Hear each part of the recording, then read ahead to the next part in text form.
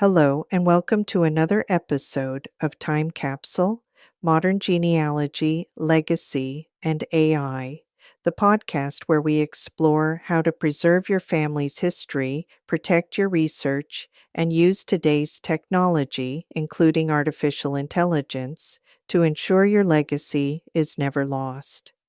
I'm Barbara Beauregard, professional genealogist, DNA researcher, author, educator, and founder of AncestrySeeking.com. Last week, we talked about what happens to your genealogy research if something unexpected happens to you. We discussed organizing your files, preserving your work, and creating a roadmap so future generations can understand everything you've spent years building. But today, I want to ask an equally important question. Who will actually inherit your family history? Not your furniture, not your jewelry, not your house, your family history. Who will become the next caretaker of everything you've discovered?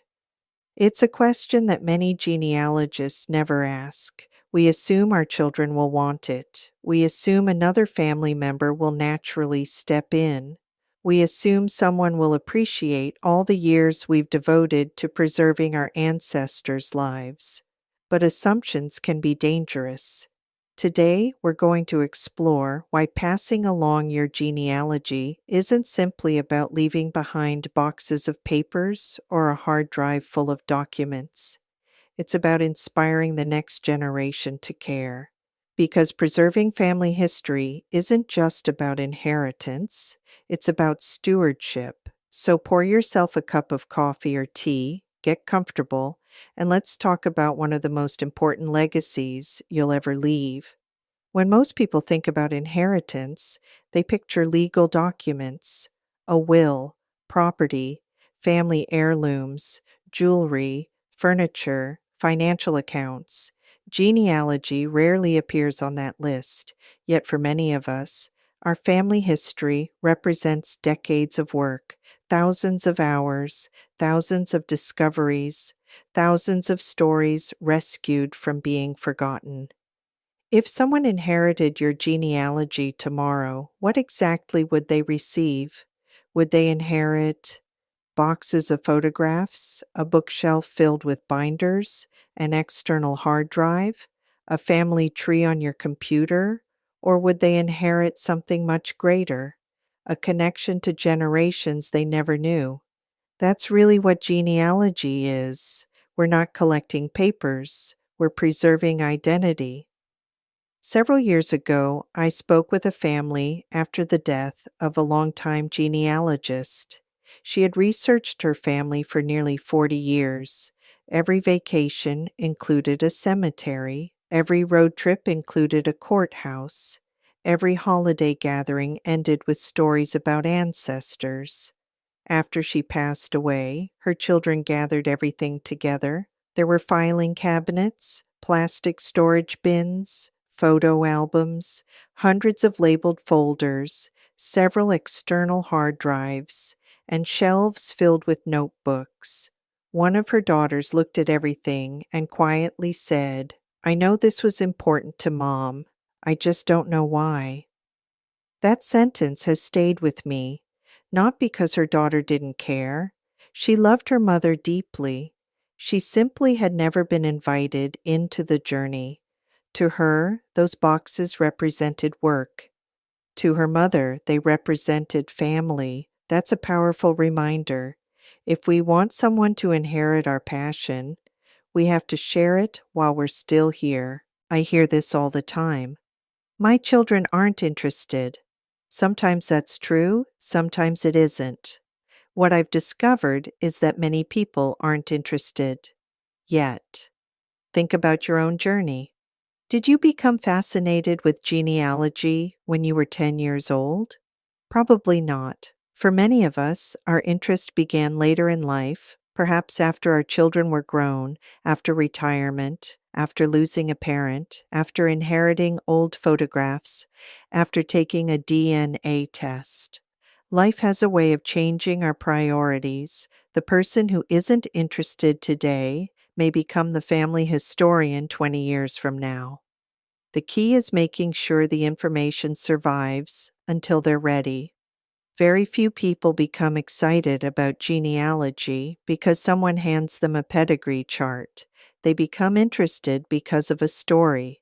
Perhaps they hear about a great-grandfather who crossed the Atlantic with nothing more than a suitcase, or a grandmother who worked in a textile mill at 14, or an ancestor who fought in the Civil War, or a photograph of a child they realize looks exactly like their own son. Stories create curiosity. Curiosity leads to questions. Questions lead to research. Research leads to passion.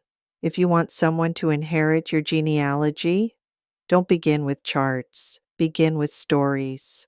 One mistake many genealogists make is waiting. Waiting for a child to ask, waiting for a grandchild to become interested, waiting until retirement, waiting until someday.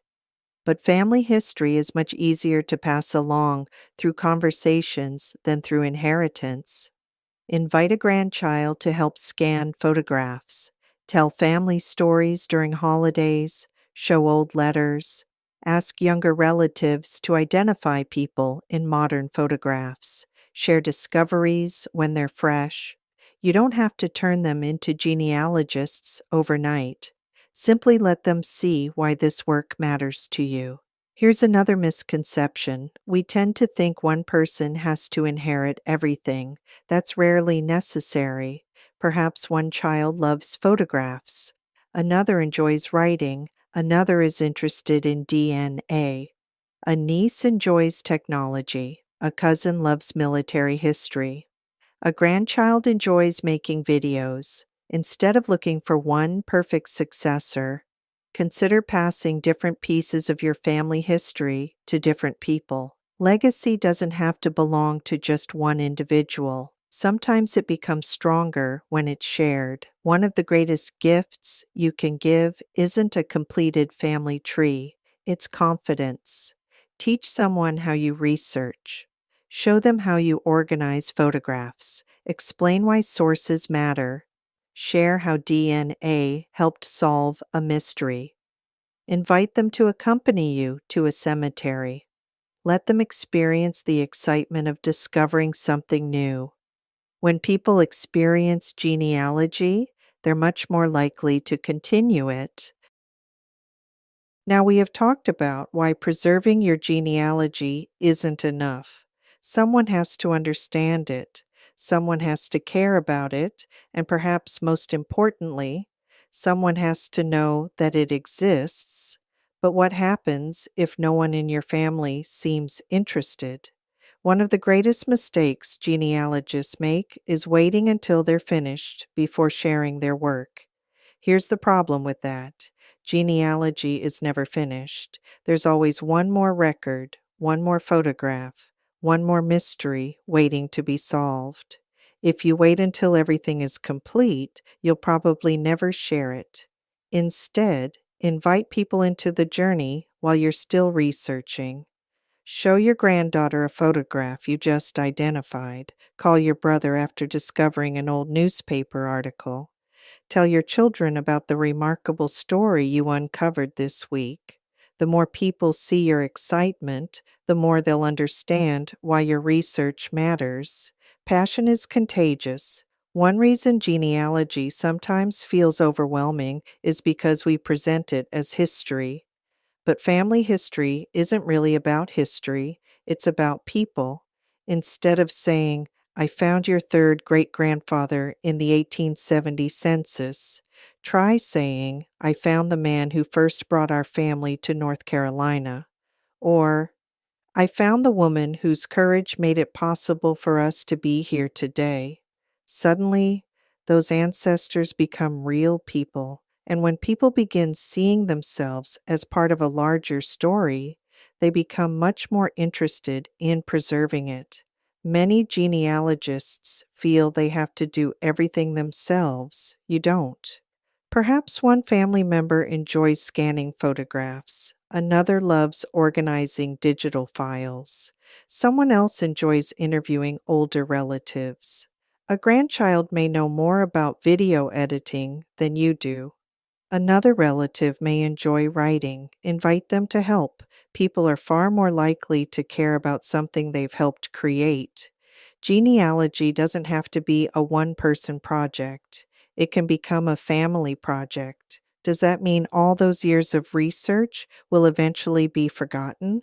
Absolutely not. Let's talk about some practical ways you can prepare the next generation and a few alternatives you may not have considered. Sometimes we focus so much on children and grandchildren that we overlook others who might become wonderful caretakers. Perhaps you have a niece who's fascinated by history, a nephew who loves technology, a cousin who's just started researching, a second cousin you've met through DNA, a family reunion committee, or another genealogist in your extended family. Remember, family historians often appear in unexpected places. The next caretaker of your research may not even share your last name. Does that mean all those years of research will eventually be forgotten? Absolutely not. Let's talk about some practical ways you can prepare the next generation and a few alternatives you may not have considered. This is a question I've been asked many times. Barbara, what if I truly don't have anyone who wants my genealogy? If that's your situation, don't lose heart. There are wonderful organizations dedicated to preserving local and family history, historical societies, genealogical societies, local libraries, archives, museums, special collections, university archives. Some family surname associations also preserve research for future generations. Now, not every organization accepts every collection, so it's important to contact them ahead of time. Ask what kinds of materials they preserve. Find out whether they're interested in digital files, printed histories, photographs, or research notes. A little planning today can ensure your work continues to benefit researchers for decades to come. Imagine opening a box labeled Genealogy. Inside are hundreds of papers, no explanation, no table of contents, no indication of what's proven, and what's still just a theory. Future researchers shouldn't have to become detectives just to understand your work. One of the best gifts you can leave is a letter, just a few pages explaining who you are, why you started researching, what you've accomplished, which projects meant the most to you, which mysteries remain unsolved, and what you hope someone else will continue. That letter may become one of the most valuable documents in your entire collection. This is really the heart of what I've been trying to teach through my books, my website, and this podcast. Genealogy isn't simply about collecting information, it's about making sure that information survives and remains meaningful. Think about all the generations before us. Most of them never expected anyone to remember their names 200 years later. Yet here we are, searching for them, learning about them, honoring their lives. Now imagine someone, perhaps your great grandchild, opening your research 50 years from now. What would you want them to know? Not just about your ancestors, but about you. Why did this work matter so much? What did you hope they would learn? What family traditions did you hope would continue? What stories did you never want forgotten? That's what the time capsule method is really about. It's not simply preserving documents, it's preserving meaning. This is another place where artificial intelligence can be a tremendous help. Imagine recording yourself telling the story of your favorite ancestor. AI can transcribe your words, organize the topics, create searchable documents, Translate your stories for relatives who speak another language. Help write biographies. Even suggest connections between stories you've shared over many years. Technology is making it easier than ever to preserve our voices. But remember, technology can't replace your voice. Only you know why that faded photograph hangs in your hallway. Only you remember the smell of your grandmother's kitchen.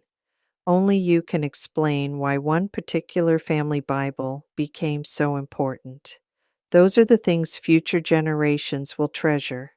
This week's challenge is a little different. Instead of organizing another folder or scanning another photograph, I'd like you to think about one person, just one, who might someday become the caretaker of your family's history.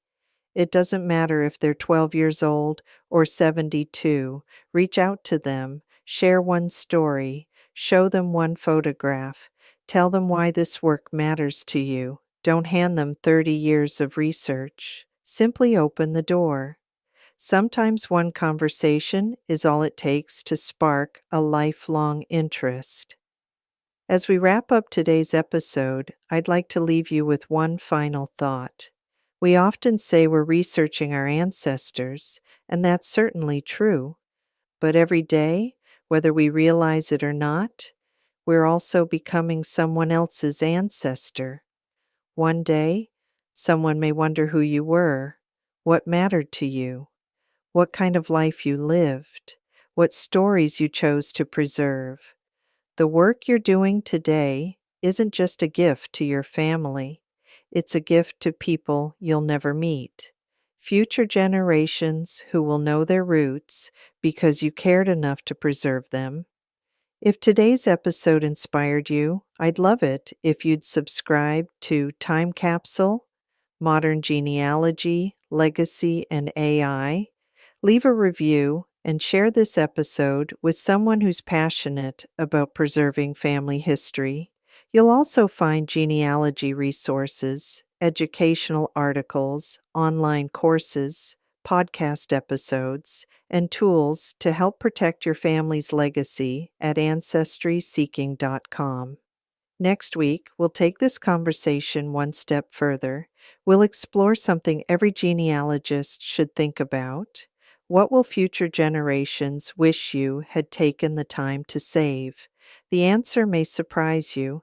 Until next time, remember, family history isn't measured by the number of boxes you leave behind. It's measured by the number of lives you connect through the stories you preserve. I'm Barbara Beauregard. Thank you for listening, and I'll see you in the next episode of Time Capsule, Modern Genealogy, Legacy, and AI.